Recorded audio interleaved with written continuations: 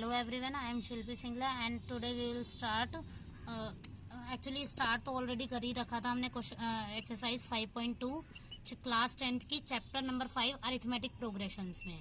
तो हमने 5.2 में 7 क्वेश्चन कंप्लीट कर लिए थे। आज उससे आगे नेक्स्ट करेंगे क्वेश्चन नंबर 8 से। देखते हैं पहले क्वेश्चन नंबर 8 क्या गिवन है। देखो क्वेश्चन नंबर 8 क्या गिवन है।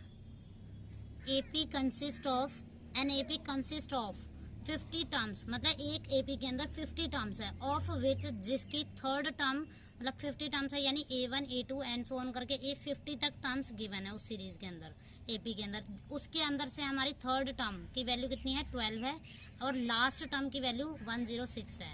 Find the 29th term. इस क्वेश्चन को समझने से पहले मैं एक बात बताना चाहती हूँ, ये लास्ट टर्म का मीनिंग क्या है। यहाँ से कंफ्यूज हो जाते हैं कि कौन सी टर्म गिवन है ये एक्चुअल में। तो हम क्या कर मैं बताती कि ये जो सीरीज गिवन है इसके अंदर 50 टर्म्स कंटेन कर रही है, मतलब कंसिस्ट कर रही है 50 टर्म्स। तो यानी ये सीरीज आप सोच सकते हो 50 टर्म्स किस तरीके से कंसिस्ट कर रही होंगी। A1 A2 A3 and so on करके A50, मतलब 50 पोजीशन तक बैठी होंगी इसमें टर्म्स। और उस पोजीशन, ये 50 पोजीशन है लेकिन उसकी वैल्यू A50 होगी, है ना। अब क्या कहना चाह रही हूँ मैं, इसमें बोला थर्ड टर्म मतलब इस एपी में 50 में से ए थर्ड भी बैठा होगा कहीं ना कहीं। तो A3 की वैल्यू कितनी है, A3 की वैल्यू है 12, यानी थर्ड टर्म इज 12। आगे बोल रहा है लास्ट टर्म। देखो लास्ट टर्म बोला है तो यहाँ पे अगर मैं ये बोल रही हूँ इस सीरीज में 50 टर्म्स है तो लास्ट टर्म तो मेरी हो गई A50, यानी A50 की वैल्यू 106 हो गई। अगर मैं बोल दूं यहीं पे मैंने लास्ट टर्म को नहीं चेंज करा और मैंने ये बोल दिया क्वेश्चन में, अगर मैं थोड़ा चेंजेस करना चाहूँ और मैं ये बोल दूं कि एक सीरीज है और उसके अंदर 60 टर्म्स कंटेन कर रही है, 60 टर्म कंटेन कर रही है, तो हमारी लास्ट टर्म जो हो जाएगी A60 होगी। उस केस में लास्ट टर्म की वैल्यू अगर 106 है तो वो A60 की वैल्यू 106 होगी। ओके, तो ये A50 की वैल्यू क्यों होती है 106, क्योंकि उस सीरीज के अंदर 50 टर्म्स कंटेन कर रही है और लास्ट में जो नंबर बैठा उसी की वैल्यू 106 है। अगर यहाँ क्वेश्चन में A50 बोल रखा है तो A50 की वैल्यू 106। अगर यहाँ बोलता कि इस एपी के अंदर 100 टर्म है यानी 100 टर्म्स है तो वो A100 और लास्ट टर्म की वैल्यू 106 है, तो फिर वो A100 की वैल्यू हो जाती है। ओके, ये डाउट क्लियर हो गया होगा आपका। अब यहाँ पे देखते हैं A50 की वैल्यू 106 हो गई। अब मैंने बताया था ये चीजें आपके माइंड में बाद में आनी चाहिए। A थर्ड बोल रहे थर्ड टर्म से मतलब तो A+2D बोलते हैं इसको। जैसे ये A3 देखना है तो उससे पहले माइंड में ये लाना है कि A3 को बोलते क्या है A+2D, मतलब A और D की टर्म्स में इसको क्या बोलेंगे A3 को।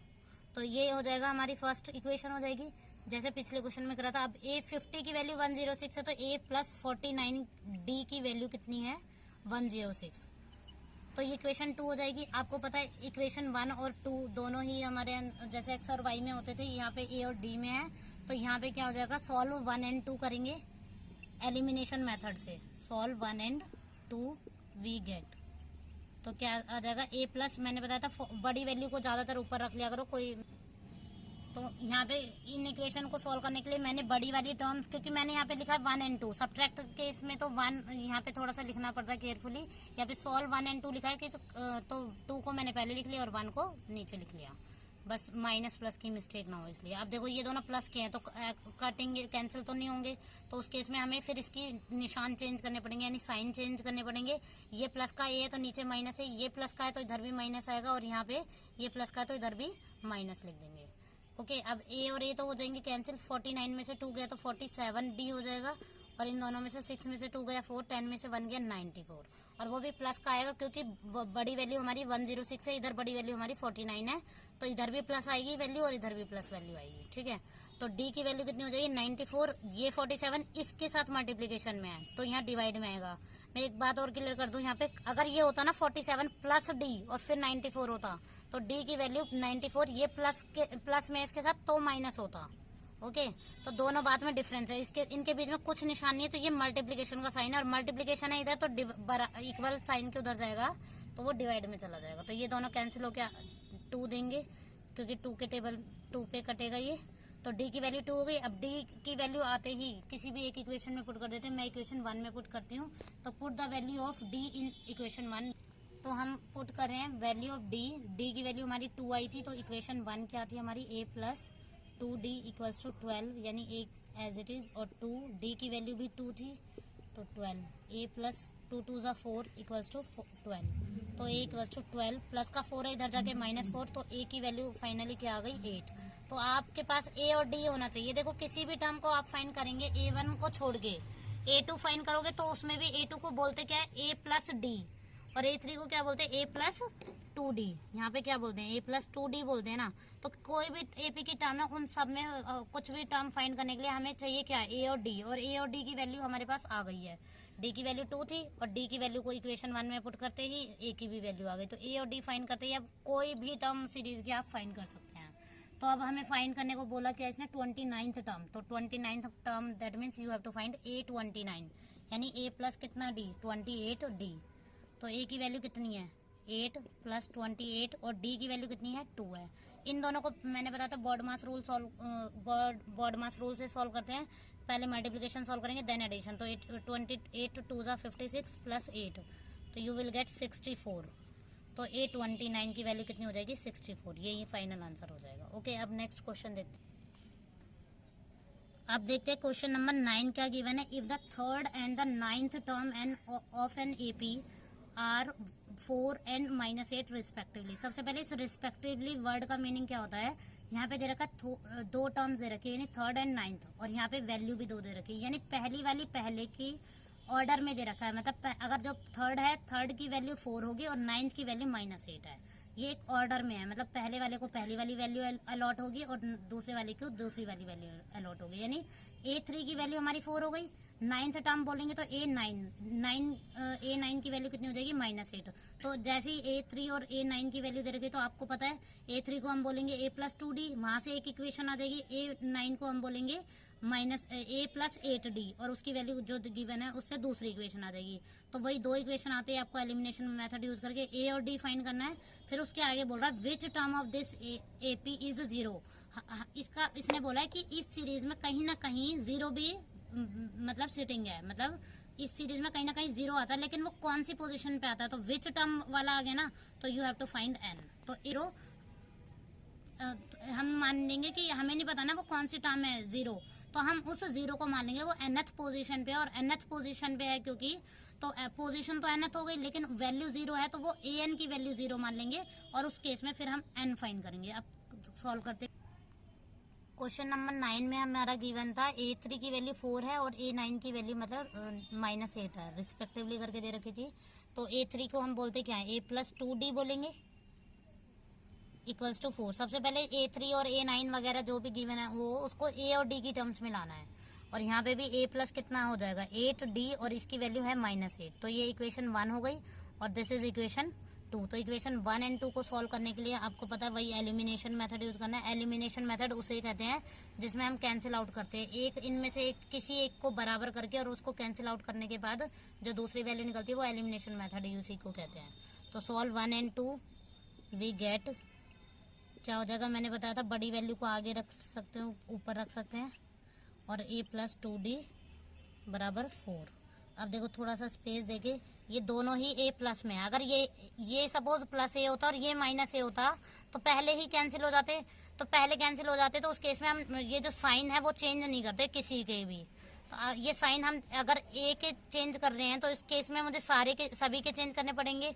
अगर ये प्लस माइनस पहले से ही होता तो फिर हम किसी की चेंज नहीं करते। तो ये क्यों कर रहे हैं ये भी पता होना चाहिए इन दोनों को कैंसिल करने के लिए, क्योंकि एक कैंसिल करना जरूरी है एलिमिनेशन मेथड के लिए। तो ये दोनों प्लस माइनस होते ही कैंसिल हो जाएगा।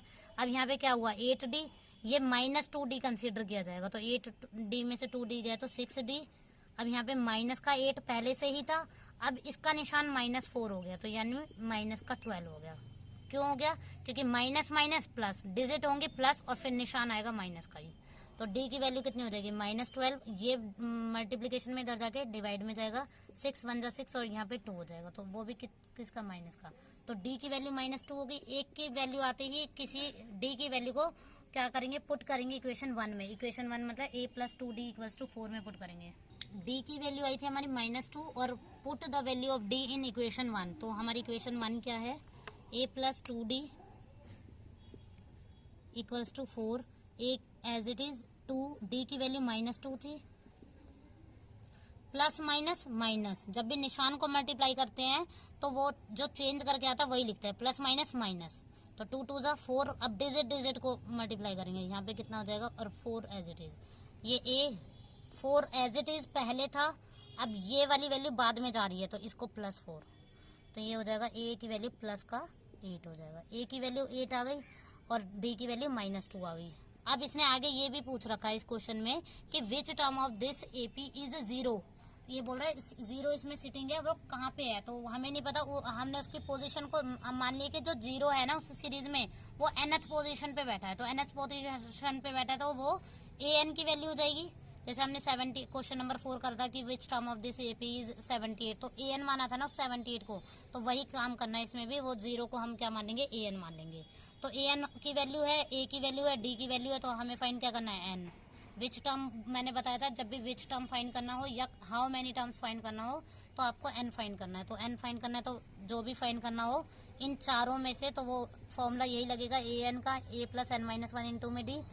an की वैल्यू 0 है, a की वैल्यू कितनी है हमारी 8 है, n हमें फाइंड करना है एज इट इज रहेगा, d की वैल्यू हमारी -2 है, तो ब्रैकेट जरूर लगाना है। ब्रैकेट ना लगाने का मैं एक वो बताती हूँ क्या ड्रॉबैक है, देखो n-1 के साथ 2 इस d की वैल्यू को मल्टीप्लाई कराना है, अगर मैं ब्रैकेट नहीं लगाती हूँ सपोज, तो ये क्या हो रहा है, n-1 -2 हो रहा है, तो इसका मतलब तो n-1 में से मैं सब्ट्रैक्ट कर रही हूँ वो भी 2 को, और जबकि कराना क्या है, इसको मल्टीप्लाई कराना है, तो इसलिए मैं बताती हूँ कि यहाँ पे ब्रैकेट लगानी जरूरी है, क्योंकि हमें सब्ट्रैक्ट नहीं करना आना ना, हमें मल्टीप्लाई कराना, और ब्रैकेट बताती है कि ये नंबर इसके साथ मल्टीप्लाई हो रहा है। अब देखो 0, ये प्लस का 8 है तो इधर जाके -8 हो जाएगा, n-1 और ये -2, देखो 0 में से 8 सब्ट्रैक्ट होगा तो वो -8 ही हो जाएगा, n-1, ये माइनस का 2 ब्रैकेट में है, मतलब मल्टीप्लीकेशन में है इसके साथ, तो यहाँ आगे ये डिवाइड में होगा, तो ये माइनस से ये माइनस कैंसिल हो जाएगा, 2 से ये 4 पे कैंसिल हो जाएगा, मतलब 4 = n-1, तो n-1 की वैल्यू 4 हो गई, तो n की वैल्यू हो जाएगी 4, -1 है तो इधर जाके +1, तो n की वैल्यू कितनी हो जाएगी 5, n की वैल्यू कितनी हो जाएगी 5। ओके, तो ये हमारी 5th टर्म पे है, मतलब 0 जो आ रहा है ना वो कि विच टर्म ऑफ एपी इज 0, यानी वो जो 0 है वो हमारी 5th पोजीशन पे है। आप देखते हैं नेक्स्ट क्वेश्चन, क्वेश्चन नंबर 10 पढ़ते हैं, क्या गिवन है, द 17th टर्म यानी A17 of an AP exceeds, मतलब वो ज़्यादा है, इट्स 10th टर्म, मतलब जो एपी में भाई ऐसे होता है ना, A1 A2 and so on करके an तक होता है, तो उसमें कहीं ना कहीं A17 भी आ रहा होगा, A10 भी आ रहा होगा, तो जो A17 है वो ज़्यादा है किससे, एक्सीड से कर रही है, किससे, इसी की 10th टर्म से, मतलब A17 की वैल्यू ज़्यादा है उसी की 10th टर्म से, यानी A10 से, वो भी कितनी, बाय 7। ठीक है, अभी देख मैं समझाती हूँ, मतलब क्वेश्चन तो ये ऐसे पढ़ना है कि भाई A17 की वैल्यू ज़्यादा है, वो भी A10 से, और वो कितनी है 7 ज़्यादा है, तो फाइंड द कॉमन डिफरेंस करते हैं इसको। देखो इस क्वेश्चन को समझने के लिए इसने बोला है, मैं एक बार क्वेश्चन रिपीट करती हूँ, the 17th term of an AP exceeds, देखो ये 17th टर्म है और ये 10th टर्म है, मतलब इस सीरीज में जो 17th टर्म है वो इसी की 10 टर्म से एक्सीड कर रही है, मतलब कितना ज्यादा एक्सीड कर रही है, 7 एक्सीड कर रही है, मतलब अगर ये वैल्यू x है तो इसकी वैल्यू x + 7 है, जैसे यहाँ पे 7 बैठा हो, यहाँ 14 है, तो अब भी देख सकते हो आप कितना एक्सीड कर रही है, 7 एक्सीड कर रही है। तो ऐसे ही अगर यहाँ सपोज मैं 15 रख दूं और यहाँ पे 22 रख दूं, तो ये भी क्या कर रही है, एक्सीड कर रही है 17th टर्म इसी एपी की, इसकी 10th टर्म से कितना एक्सीड कर रही है, 7 एक्सीड कर रही है, मतलब ये वाली वैल्यू जो भी हो उससे 7 ज्यादा है, मतलब 17th टर्म। समझ आ गया आपको? तो इस केस में क्या करना है हमें, 17th टर्म, देखो इसको लिखेंगे कैसे, अच्छा हाँ मैं ये बताती हूँ, जैसे ये 15 है और ये 22 है सपोज, तो उस केस में अगर देखो 17th टर्म ज्यादा है पहले से ही, तो अगर मैं यहाँ पे रखूँ A17 यानी 17th टर्म एक्सीड कर रही है 10th टर्म से, कितनी ज्यादा एक्सीड कर रही है, ये एक्सीड कर रही है ना, तो एक्सीड कर रही है तो ये पहले से ही ज्यादा है, मुझे अगर इसको इक्वल में लाना है, इन दोनों टर्म्स को इक्वल लाना है, तो इक्वल में बिठाने के लिए मुझे इसमें 7 ऐड करना पड़ेगा, ना कि इसमें। भाई ये तो पहले से ही एक्सीड कर रही है ना, एक्सीड कर रही है तो मुझे इन दोनों को इक्वल लाना है, तो इक्वल लाना है तो मुझे इसमें 7 ऐड करना पड़ेगा, तब जाके ये दोनों वैल्यू बराबर होगी। आप यहाँ देख सकते हैं इसमें 7 ऐड करते ही ये भी 22 हो जाएगा, ये भी 22 हो जाएगा, तो मैं इसको इक्वल रख सकती हूँ। यानी मैंने करा क्या एक्चुअल में, A10 + 7 और इक्वल्स टू A17। ओके, तो वही करा है हमने। तो यहाँ पे क्या करेंगे, जो कम है उसमें 7 ऐड कर देंगे। ओके, अब देखो A17 को मैं क्या बोलती हूँ, A + 16D बोलते हैं हम, जैसे ही A17, A13, A3 ऐसे देखना है तो उसको A और D में कन्वर्ट करना है। तो इसको बोलेंगे A प्लस 9D और 7 का 7। आप देख सकते हैं यहाँ पे इन दोनों को इधर ले आते हैं लेफ्ट में और यहाँ वैल्यू का एक तरफ। तो A प्लस 16D, तो यहाँ पहले से ही था, वैल्यू जो आएगी उसका निशान चेंज होगा। यहाँ पे ये प्लस A था, इधर जाके माइनस A हो जाएगा। ये प्लस 9D है तो उधर जाके माइनस 9D हो जाएगा, इक्वल्स टू 7। तो ये और A प्लस माइनस में था, आपस में कैंसिल हो जाएगा। 16D माइनस 9D आप बचेगा यहाँ पे हमारा, और इसकी वैल्यू 7 है। तो 16 में से 9D गया तो 7D और इक्वल्स टू 7। D की वैल्यू निकालनी है तो इसके साथ ये 7 मल्टीप्लिकेशन में, यहाँ 7 है, इसके अपॉन में 7 आ जाएगा। तो 7 से ये 7 1 कैंसिल हो जाएगा 1। तो यानी कॉमन डिफरेंस ही हमें फाइंड करना था, और कॉमन डिफरेंस की वैल्यू कितनी आ रही है हमारी 1। तो यही हमारा क्या हो जाएगा, आंसर हो जाएगा इस क्वेश्चन का। बस इस क्वेश्चन को यहीं पे समझना है मेन कि ऐसे क्यों कर रहे हैं हम। ओके, अब देखते हैं 11th क्वेश्चन। अब क्वेश्चन नंबर 11 देखते हैं। Which term of an AP given है will be 132 more than it's 54th term. ये क्वेश्चन एग्जैक्टली इसी की तरह है। इसने यहाँ पे विच टर्म बोला है, इसने बोला है एक एपी दे रखी है, उसकी कौन सी टर्म उसकी 54वीं टर्म से यानी 54th टर्म से 132 ज्यादा होगी। तो हमें नहीं पता ना उसकी कौन सी टर्म उसकी 54th टर्म से ज्यादा होगी। तो हम उस टर्म को मान लेंगे an, मतलब उसकी nth टर्म जो मान लेंगे कि वो उसकी 54th टर्म से ज्यादा होगी। तो उस केस में हम मान लेंगे an equals to A54 plus 132। एक बार मैं दोबारा रिकॉल कर, तो इसमें मैं क्वेश्चन दोबारा पढ़ती हूँ फिर मैं इसको समझाती हूँ, बिल्कुल उसी की तरह ही है थोड़ा।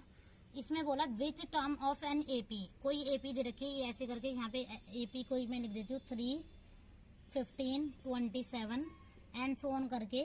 यहाँ पे कहीं इसकी 54th टर्म से, मतलब ये कह रहा है इस सीरीज की कौन सी टर्म, हमें नहीं पता ना कौन सी टर्म, मैं मान लेती हूँ उसकी nth टर्म, और nth टर्म को बोलेंगे क्या, an। इसकी कौन सी टर्म इसकी इसी की 54वीं टर्म से यानी 54th टर्म से 132 ज्यादा है, मतलब 132 ज्यादा है। मतलब इन दोनों टर्म्स का जो डिफरेंस है ना वो 132 है।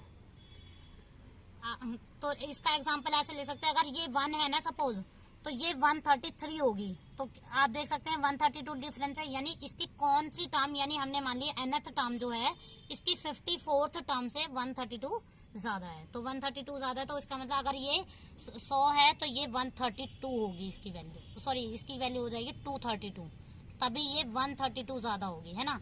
तो इस एग्जाम्पल के जरिए तो आपको समझ आ गया, अब इसको करेंगे कैसे। तो यहाँ पे क्या बोल रहा है, विच टर्म ऑफ एन एपी, मैंने बताया था उसको मान लेते हैं विच टर्म को an, ठीक है। इसकी 54th टर्म से, विच टर्म ऑफ एन एपी इसकी 54th टर्म से 132 ज्यादा है। ज्यादा कौन सी है, ये वाली है। अगर ये ज्यादा है तो मैंने बताया था ये वाली ज्यादा है तो इसके लिए ऐड इसमें करेंगे जो कम है ताकि ये इक्वल आ सके। देखो मैंने बताया था ये 100 है तो इसको 232 ऐड 232 होना पड़ेगा। तो ये 132 ऑलरेडी ज्यादा है an वाली, तो हम ऐड किस में करेंगे, 132 इसमें ऐड करेंगे, तभी जाके ये दोनों 232 बराबर होंगे। ओके, ये समझ आ गया होगा आपको। अब देखते हैं ये, अब बिल्कुल वैसे ये इक्वेशन बनानी थोड़ी सी इसको बनाने के लिए थोड़ी ये कंसेप्ट समझना पड़ेगा। इसके बाद तो क्वेश्चन इजी है। देखो an का फॉर्मूला रख दो, a plus n minus 1 into में d और a प्लस 53d और इक्वल्स टू 132। अच्छा, ये जो AP है इससे पहले हम क्या कर सकते हैं, इधर इस AP के लिए हम कर सकते हैं a की वैल्यू कितनी है 3, क्योंकि भाई जो a की d की वैल्यू है वो हमें इस AP से ही निकाल के इसमें पुट करनी है, ठीक है। तो a की वैल्यू 3 है, a2 की वैल्यू कितनी है 15 है। तो a1 और a2 की वैल्यू गिवन है, तो अब d निकालेंगे यानी a2 माइनस a1। a2 की वैल्यू कितनी है 15 माइनस 3 यानी 12। तो d की वैल्यू कितनी हो गई हमारी 12 हो गई है। तो a और d की वैल्यू को हम इसमें पुट करेंगे इस इक्वेशन में। तो ये काम आप इस इक्वेशन को लिखने से पहले लिख सकते हैं आप, ठीक है। तो हमारी a की वैल्यू कितनी है मैं लिख देती हूँ, a की वैल्यू है 3 और d की वैल्यू हमारी 12 है। तो अब आप इसमें पुट कर सकते हो 12 प्लस n माइनस 1। अच्छा, विच टर्म बोला तो n तो फाइनली निकालना ही है, ठीक है, विच टर्म बोला है तो। और d की वैल्यू है 12, a की वैल्यू एक्चुअल में 3 है, ठीक है। 3 प्लस n माइनस 1 और यहाँ पे भी 3 प्लस 53 इंटू में 12 और 132। तो 3 प्लस इन दोनों को मल्टीप्लाई करेंगे तो आप 636 मिलेगा, यहाँ पे 132। तो आप देख सकते हैं 3, इन दोनों को ओपन कर सकते हैं, 12n माइनस 12 हो जाएगा। 12 को दोनों से मल्टीप्लाई करेंगे तो 12 को n से मल्टीप्लाई करा तो 12n हो गया, 12 को 1 से मल्टीप्लाई करा तो 12 हो जाएगा। अब ये देखो नंबर में से नंबर सब्ट्रैक्ट हो जाएगा, 12n एज इट इज रहा, क्योंकि n वाली वैल्यू होती तो ही सब्ट्रैक्ट होता, तो अब ये तो हो नहीं सकता किसी से, तो इसको एज इट इज रखेंगे। 3 में से 12 गया, जब भी छोटे में से बड़ा जाएगा तो निशान माइनस का आएगा, तो 12 में से 3 गए तो 9 और निशान बड़ी वैल्यू के आगे वाला, यानी 12 के आगे माइनस था। तो अब इन दोनों को जब तीनों को ऐड करेंगे तो इन दोनों को तो ऐड करके 768 आ जाएगा और प्लस 3 यानी 771। 12n माइनस 12n माइनस 9, तो 12n की वैल्यू कितनी हो जाएगी 771 प्लस 9 यानी 780। 12n की वैल्यू, n की वैल्यू कितनी हो जाएगी 780 अपॉन में 12। 12 से कैंसिल कर सकते हैं, 12 1 जा 12, 12 6 जा 72, 72 से डिवाइड करने के बाद यहाँ पे कितना हो जाएगा 6 बचेगा और 12 5 जा, तो n की वैल्यू डायरेक्ट कितनी आ रही है हमारी 65। यानी इस क्वेश्चन का मीनिंग क्या हुआ, इसकी कौन सी टर्म पूछा था ना हमसे, तो ये जो n है ना, इस n की वैल्यू कितनी आ गई 65, यानी इसकी जो 65th पोजीशन है ना, मतलब इस पे जो वैल्यू बैठी है वो इसकी 54th पोजीशन से कितना ज्यादा है 132 ज्यादा है। ओके, अब हम इसके आगे नेक्स्ट वीडियो में करेंगे। अगर वीडियो आपको अच्छी लगी है तो please like share and comment. Thank you.